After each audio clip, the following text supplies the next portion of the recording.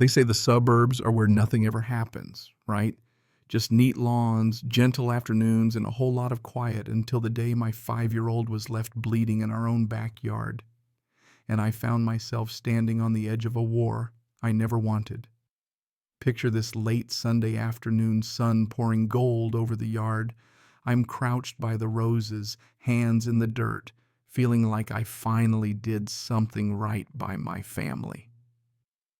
My little boy is laughing, pushing his truck along the stones, and for a minute I forget about the HOA, about bills, about anything that isn't him.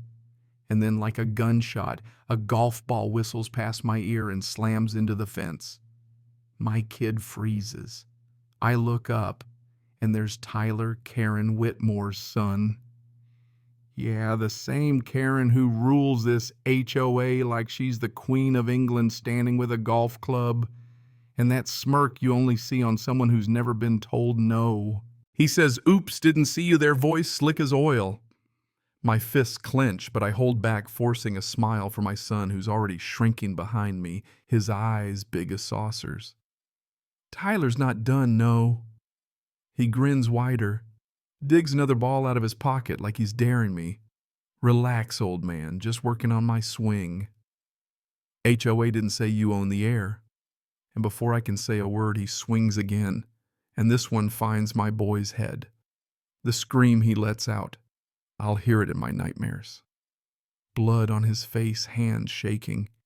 He collapses into my arms and everything inside me goes red. Tyler. He just laughs. That's when Karen shows up, heels stabbing the grass, arms folded, hair perfect, like she's stepping off a magazine cover. What an unfortunate accident, she chirps, not looking at my son but at me. Measuring, judging. She says, maybe if your yard was up to code, things like this wouldn't happen. HOA inspection tomorrow. And all I can think is this really happening? You know what I mean? My wife is inside, sobbing, clutching our son, and out the window, I see them still there. Karen standing on my grass, Tyler twirling the club like a trophy. Karen calls out, accidents happen when people don't follow the rules. HOA has standards. I step outside, slow and shaking the storm building, and Karen, she just raises her eyebrow, mocking temper neighbor. The board doesn't tolerate violence. And it's like she's daring me. You think you're untouchable, Karen. You think hiding behind fake rules makes you safe. I jab my finger at Tyler. You let him hurt my son. That's not an accident. That's a declaration. Karen laughs. Not just any laugh either, the kind that makes you want to throw something. Men like you always bark, but HOA bites harder. That's the thread that snaps. I see the garden Spade leaning by the roses, and for a second I imagine how easy it would be. Tyler taunts Daddy came out to play. And then, well, let's just say my patience ran out. The Spade comes down hard on Tyler's shoulder. He yells, drops the club, hits the dirt, and for the first time that day, he's not smirking. Karen screams, threatens to ruin me, but I'm not backing down. Take your brat and get off my property! I growl, the Spade heavy in my grip. Karen, usually made of stone, looks at me and actually blinks. She sees I'm not bluffing. Neighbors are out now, phones up filming. And Karen realizes the war she started just went public. I scoop up my boy head back inside, and while my wife cleans him up, my phone lights up with messages. What happened on Maple Lane? Is this real?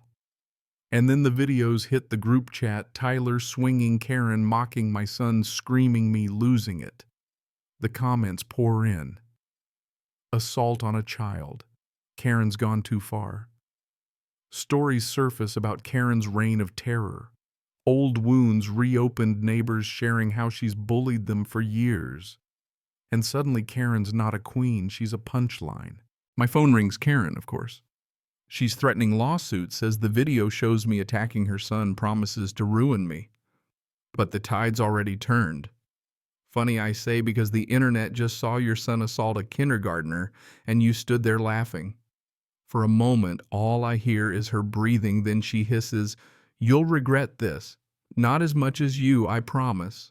The HOA meeting hall is packed, buzzing like a hornet's nest. Karen stands at the front, loyalists flanking her, trying to look tall, but her voice cracks. She calls me a savage, says I attacked her precious Tyler. I step up, look her dead in the eyes, and let the truth spill out. A neighbor cues up the video on the big screen. Tyler sneering, Karen smirking, my boy, screaming the chaos, the threats. Karen lunges to stop it, but the crowd blocks her. When it's done, she's shaking. The vote is quick, unanimous. Karen Whitmore removed as HOA president, effective immediately. She screams, throws a fit, accuses everyone of betrayal. "You poisoned it, Karen." "Now you're done," I say. And as security leads her out, the neighbors cheer. For the first time, Karen looks small. But I know it's not over. By sunrise, every neighbor's seen the video. By noon, the whole town's talking. Local headlines blast HOA president and son caught in violent backyard clash. Tyler gets suspended, loses his golf scholarship. Karen blames me, corners me at the school, says, "You've ruined everything."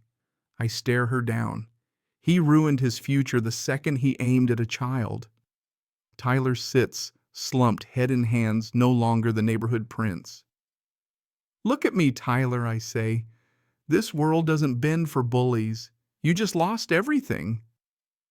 Karen drags him away, everyone recording. And for the first time, she's not feared, she's pitied, laughed at. The special election to replace her is a circus. Cameras everywhere, neighbors hungry for blood. Karen tries to act regal, gives a speech about protecting the community. But someone shouts, "Play it," and the video rolls again. This time, nobody comes to her rescue. When the gavel comes down, she's banned from any future HOA position.